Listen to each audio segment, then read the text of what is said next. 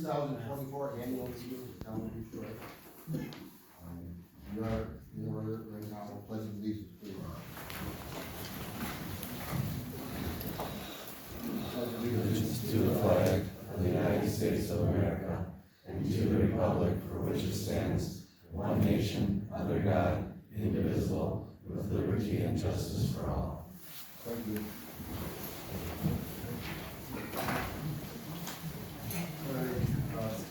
You will be following Robert's Rules of Order here required. Nothing to be aware of.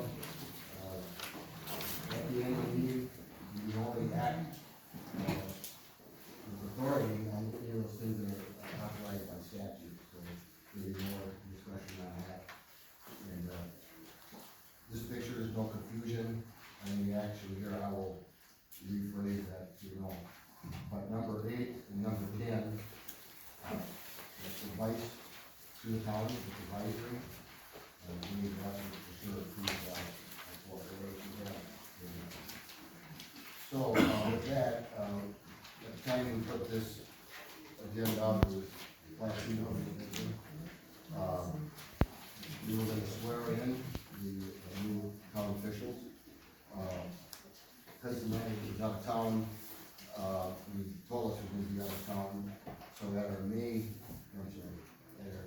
April board meeting, we swore in the two new people. Joe Janier is here, he's seated at the end here, and welcome, Joe.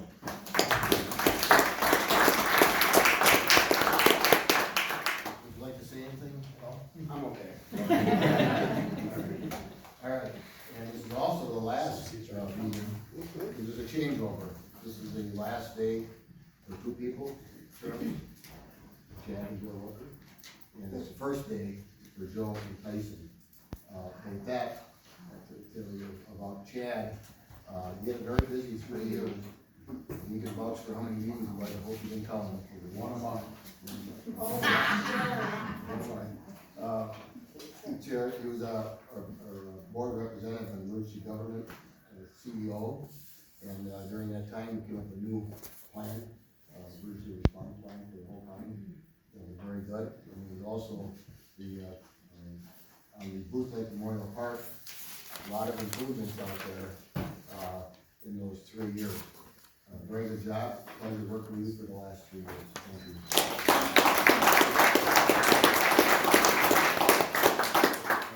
Bill Walker is not here. He was on the planning commission, very challenging committee. I'll have to say one thing about Bill, he was one of the most technically competent supervisors we ever had. Excellent guy. I didn't know he was not going to be here today, but I think Bill also needs a round of applause. And thank you both for that. Okay, first item of business was the minutes of the 2023 annual meeting. They were online for here, well, none of them. And we take a little bit of time here just to make sure it's not a very short one. So, give it a couple minutes and then We need it louder in here, it's too quiet. and again, it's not town board meeting, there'll be no official town business taking place as a board. It is your meeting. During it, I will attempt to maintain order. Hopefully you'll be a very civil and professional meeting. And there's some information that will be handed out here today or discussed that maybe it's good news, maybe it's not, but we will, everybody that wants to speak will be able to speak. John? I don't want to speak, but I'm just asking, could you guys get a little closer to the mics? It's getting kind of hard to hear you back here. Because there's more people in the crowd. Thank you. Move your mics up a little bit. So, again, take a couple minutes here. Thank you. Minutes on Tuesday, April 18th, 2023.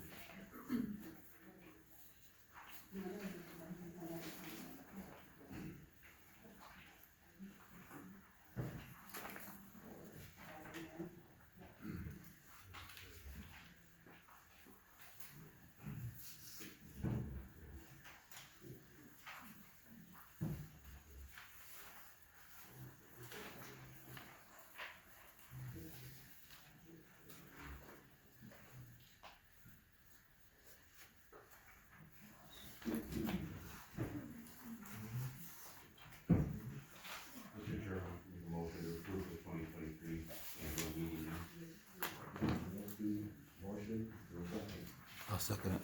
John Stones, second. Any discussion, questions? Hearing none, all in favor say aye. Aye. Opposed? None. Motion carries. Okay. 2023 audit review, Wendy Unger, Department of Nature Field. How many years you been? Oh, jeez. Probably about 10. Seems like a long time. Some days. But thank you. Again, Wendy, I'm a partner with Baker Tilly. I'm the individual responsible for the annual audit of the town. I believe included in your packets is a couple-page handout. This is a document that highlights two documents that we issue as part of the audit process. One being the audited financial statements, and one being the reporting and insights document, or our presentation where we share some information that we need to under our standards. So this two-page document is what I'm going to use to go through both of those documents at a very high level. That's a good information here. So again, I'm going to do that. If you have any questions, please feel free to ask as I go through. So the objective of the audit is to issue an opinion on the financial statements for the town. We've done that, and included within your audited statements is really a two-part opinion. One portion of that is what's referred to as an adverse opinion or a modified opinion. That's because there's a portion of the financial information that under our standards needs to be included. It is not, and it relates to the capital assets or the fixed assets of the town not being recorded in the financial statements. Because of that exclusion, we do need to modify that portion of the report. The remaining data that is included within the audited financial statements received a clean, unmodified opinion, highest level of assurance that you can obtain from us as your auditors. That unmodified opinion means that all disclosures that are required to be included have been, generally accepted accounting principles have been adhered to. The information contained within the statements is believed to be materially accurate. So again, a very positive opinion from that standpoint. Before I get into the high-level financial information, I do just want to talk about the other document that we issue as part of the audit process. That's our reporting and insights document. That's a communication that we use to accomplish a couple different things. One, we communicate any comments or recommendations that may come up as part of the audit process. We are required to have some standard and customary communication with management and those charged with governance. That's included in that report. And we also are required under our standards to communicate something that is referred to as a material weakness in internal controls. The town has two material weaknesses in internal controls. One, just due to the size of the town staff, you cannot achieve full segregation of duties. So that becomes a control weakness. Also, because we as the auditors prepare your audited statements, we become part of the town control structure for a very brief period of time, and that is also looked at as a weakness in internal controls. Neither of those are unusual or unexpected for most governmental entities.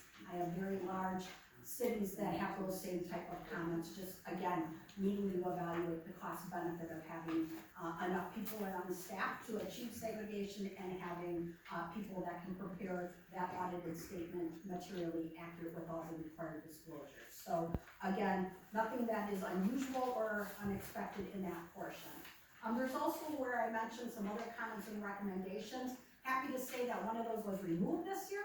The town has moved forward in implementing a debt service fund, so that will be included in your audited statements going forward. So there's one off of the list. And we did add one additional comment this year. There is a long time due receivable and payable between the town and the landfill fund. And just really recommending that the board take a look at that and determine if and when you want to either pay that down or dispose of it in a certain manner. I just wanted to really remind people that it was still there. Again, the last portion of that report is our standard communication, nothing unusual or expected in that portion of the report, or anything that I need to draw your attention to. So overall, positive results there. Switching gears then, and moving to the bottom of the front page of the presentation, this is where I've highlighted the activity of the two funds that the town has. The town has a general fund, which is your day-to-day operating fund, and a landfill fund. On the top of the second page, I will say there is a budget to actual presentation for the general fund, but I'm gonna speak about those figures all on the front page, so if you wanna flip back and forth, feel free to do so. So the first column there is your general fund. When we look at the operations of the general fund, we always look at that in comparison to budget. What did the town budget to do and where did you actually end? Revenues within the general fund ended the year at 4.5 million. Your budget was 4.3 million. So as you can see, 200 favorable variance within your general fund revenues. That means you ended over budget for your revenues. Lots of different reasons for that, but the largest one, very good year from an investment standpoint. So the general fund had $107,000 more than expected for investment income. Building permits revenue was up $30,000. Boat launch fees were up $11,000. You had some sale of the squad car that resulted in an additional $15,000. So these are all things that weren't anticipated at the time of budgeting. So again, favorable variance there. Also, on the general fund expenditure side, you budgeted 4.66 million of you spent 4.66 million of actual expenditures. You budgeted 4.691, so you came in under budget on the expense side. Again, a favorable variance. Very close to budget, just within about $30,000. You were over in your capital category, so you spent a little bit more on equipment and that type of activity. But your your Public Works Department came in $87,000 under budget on various road projects, so the net effect was still a savings of $32,000. So overall, when the town approved the 2023 budget, you budgeted to use fund balance of $354,000. You actually only used $117,000. So you ended the year much better than you had anticipated and used less fund balance than you had expected at the time of budget. I broke up the various components, so that fund balance is really what you have left was $697,000. A couple different pieces to that. There's a portion that's referred to as non-spendable. These are prepaid items. We paid for insurance in December, but it's for January. It doesn't come out of fund balance until it's expensed, but the cash is gone, so we take that out. 198,000 of that fund balance is restricted. It is legally restricted for particular purposes. You cannot use it for anything else. So that is some remaining ARPA money and also related impact fees, and then some unspent debt proceeds. The town had borrowed during 23. There were some residual monies left over for the project, and again, carried that over and restricted. 93,000 is assigned. So these are monies that have been earmarked by management and or the board for particular purposes, and these relate to employee benefits, equipment replacement, boat launch fees that are being carried over and assigned for particular purposes. The residual after those figures are taken out, 384,000, that's what you have to spend. That is your rainy day, that's your working capital. That's money that you have on hand if something would happen and you need to pay for it with money that you have. It represents roughly 8% of your operating budget, probably a little bit on the lower side. We typically look for that to be somewhere between 10 and 25%, which ensures you enough money there if something would happen more catastrophic in nature. So again, but overall, positive results in the general fund compared to budget. The landfill fund that I've included there, $47,000 of income, that is investment earnings. The landfill fund has a little bit of expenses, but the main expenditure in there is a transfer that goes over to the general fund of investment income, and that was roughly $30,000. The landfill added a little bit to fund balance, $3,000, and ended the year at $1.3 million of fund balance. Turning to the next page, that top table I've already covered. That's the data that I shared on the previous page. The last item that I've noted on here, I'd just like to highlight the long-term obligations of the town. The town has outstanding general obligation debt. It equates to almost $3.5 million during 23. They did borrow, so we borrowed $1.39 million, and you paid down roughly $480,000. So you have normal and customary principal and interest payments on an annual basis, but there was some new debt added. So again, 3.5 million of general obligation debt outstanding. We look at that and we offset that against your borrowing capacity. So the town has the ability to borrow 5% of its equalized value. That equates to $64 million. You have 3.5 million outstanding, so the difference between those two is what you have available for spending or borrowing, and that's 60 million. So just like to give that figure, that is a great borrowing capacity. The amount of debt outstanding to your limit is very good. Last item included in that little table is what's referred to as other liabilities. The town accrues vacation pay and sick pay for its employees. A portion of that is included in there. And then also, the town participates in Wisconsin retirement system. That's the retirement plan for employees. And on an annual basis, the town has to either include a liability or an asset based on the position of that plan as of a given day. As of the end of 2022, which is when the state provides this data, there was a liability, so included in there is a $329,000 liability for the town's participation in the plan. It's not money you owe, just like when it's an asset, it's not money you get. It's really, is the plan over or under funded at a given point in time. Fortunately for Wisconsin, we're always very close to 100% funded, unlike our friends to the south. So again, a very positive situation there also. Last item, I've included my direct line, my email address. Happy to talk with anybody. I'll go through this very quickly, but I'd be happy to answer any questions that you may have. Do you like to have any questions? I just have one, assets or capital. Why is the government not required to have that in part of their financials?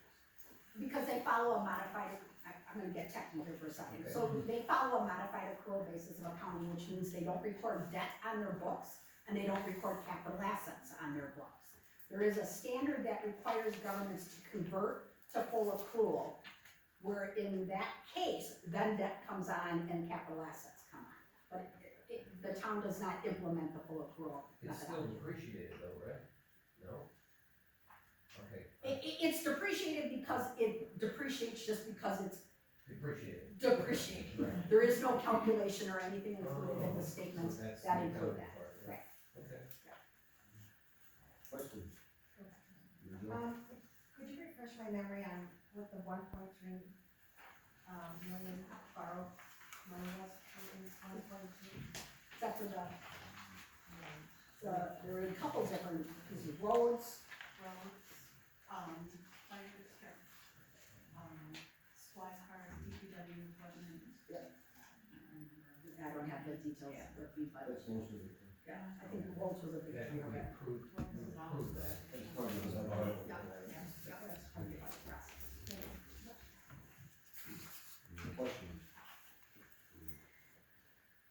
All right, Lindy, Carol, Thank and you. Harlan, Have a good thank you night. very much. Thank you. Thank you. Okay, next item on the agenda is set date and location for 2025 annual meeting. It is going to be April 15th, at 6:30 p.m. We're listed at East Troy Town Hall property. We held annual meeting here. We held them in the DPW garage. We held them at the fire station. I believe that's the only place we ever held them. It's preferable, obviously, to have it here. As you could see, like today, we were set up in case we had, we've got 60 people right now. We are at 51. We're at 51, and we could get another 60 people up there to parking with the. Without any additional cost, because when we go to the fire district, we have to rent the sound equipment and rent. Who cares? True. And the other thing, and I always have this in the back of my mind, maybe Barb could pipe in on that a little bit, but even though, we get great cooperation from the fire district, always ready there to serve, and do whatever you want. We do have to spend some time there, to take all the stuff out and help set up and then put everything back in. And the fire district actually is comprised of,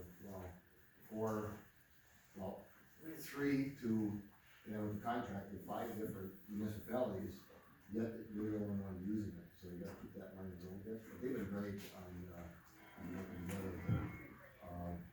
I'm not quite sure, but I think the, garage, police garage might be almost the size of this, maybe it's a little smaller, close, but we have other options there too. So anyway, that's why it was listed that way, and that's where we're here. I didn't mention. Can we make a motion on it? You have a phone, bring it on silent, please. I had it written down. I don't. So anyway, so that's where we're at, any discussion, if you wanna Yeah, talk about it. Go ahead. go ahead, Chad. I just had a question, do we know about what that costs if we did the chairs and the sound system? I never really knew, like, is it a couple $100, is it Yeah. $1,000, is it? Something, you know. Just a ballpark, I was just always curious, I mean, I know we had to rent stuff, but I really never knew a number. Yeah, we always rent in 100 chairs, $2 a piece of chair for them cheesy plastic ones, so there's $400 there. Another $100 for the sound system that we rent. Okay, Good. thanks. So it's, yeah, it's a couple $100. And there is room for everybody to sit. Still a cost. Yeah. That's three, I know. John? Are we gonna make a motion on where we wanna vote the place to be? Well, we're in discussion right now, what's posted is, here at the statutory gate. Does anybody else wanna speak to that? On a night like tonight, where it's raining, that would be a real hardship for the fire district, because all of the vehicles would need to be cleaned and wiped down. Also, the parking is not as ideal, and we have to leave room for the equipment to get out in the event that we're called out on an emergency. So that's just something to consider with, wanting or thinking that the fire district might be a better place. It's, for us, for the fire department, it's really not ideal. Any other comments? I just have a question, so I've been at a meeting where there was a lot of overflow here, and I know we're talking about the move back there. Are there speakers, because, when I was in the hall, I couldn't hear anything. There's a live stream out there. Out the hallway. Well, we don't think, but we have the entire courtroom. Okay. As I said, if there's 50 people here, you can get 50 or 61, that's basically double what we do. So it would be in the hallway? No. Okay. How does people make motions if they're over there? They would have to step down. They come in here? Yep. Anyone else? Okay. Mr. Chairman, I'll make a motion to have the 2025 annual meeting on April 15th, 2025, 6:30 p.m. at the East Troy Town Hall. We have a motion. Do we have a second? Second. All right, same name, we're seeing the same thing. Second. Okay. Any further discussion? Do we take a vote on this? We're gonna vote, we don't need, there's a bell here, we're gonna show a hand, or we can just go voice vote first. Anybody No, let's take a paper vote. All right, we have a motion on the floor. All in favor, say aye. Aye. Opposed? None. Motion carried. That's All right, fucking bullshit. next item on the agenda That's bullshit. is East Troy Area Emergency Services District Update, Supervisor Church. I did provide a written document for your packets. The only thing that I would add is that on an additional note, at the request of the Tri-Troy Alliance, the East Troy Area Emergency Services District and the Troy Center Fire Department have entered into a study being conducted by the Village of East Troy's consultant, Ayers is the company, as the feasibility of a merger between the two departments. And that concludes my report. Any questions for Supervisor Church? What is the cost of that, for them to look into it? Don't have the dollar amount. I think it's, That was on the. the first estimate was 7,000, and the second estimate is at 4,000. So, $4,000 per year. And again, study, I don't think they are, the whole idea is, again, Tri-Tri Alliance has been going now 6 years.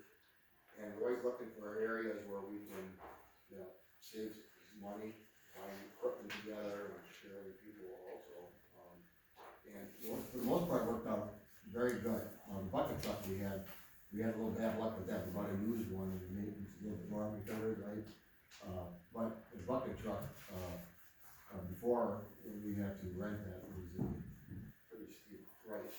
And it's worked out great, except for maintenance just came up here recently. So anyway, during discussion,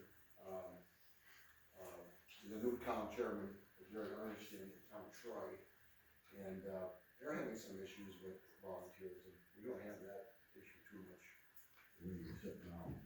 But they said, let's investigate that. And so we invited the chiefs and assistant chiefs, several of our meetings, and nice open discussion about what could be done, what should be done. And it really came down to one thing before we could proceed, and we'll be discussing more of this in our full Tri-Tri meeting with all the full boards, is that, is it economically feasible? And the hard part of the discussion would be, remember the way the current agreement is written, if somebody's in the fire district and they pull out, whatever they have for equipment there is the district's, okay?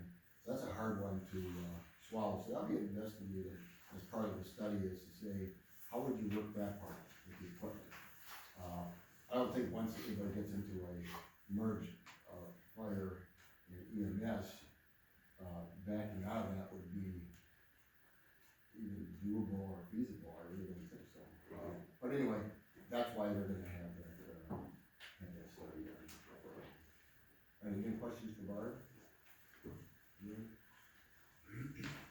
Thanks for the update, Barb. All right. Number 8, this one we wrote well on. The old East Troy requested a contribution of $34.17, which is 3 rates to Electric Troy, Town of East Troy, and Village of East Troy, to fund the Lions Club's East Troy Music Festival fireworks. And it also came out of the Tri-Troy Alliance meeting. Matt Johnson, Jerry Anderson, great people to work with, came out saying, well, the Lions used to fund that fireworks show. Then COVID hit, and the revenue took a dive, and it got to a point where for them to continue with the festival, they basically told East Troy that we're not gonna fund the fireworks anymore. So we're back to the village. Years back, the village did. So we know that most people in town of East Troy, and I'm hoping I'm guessing wrong here, go to review all fireworks. But there's a fair amount of people that do go to the grounds there, right, baseball stadium there, and watch the fireworks there. So the question becomes, is it proper that the town participate in that cost or share in that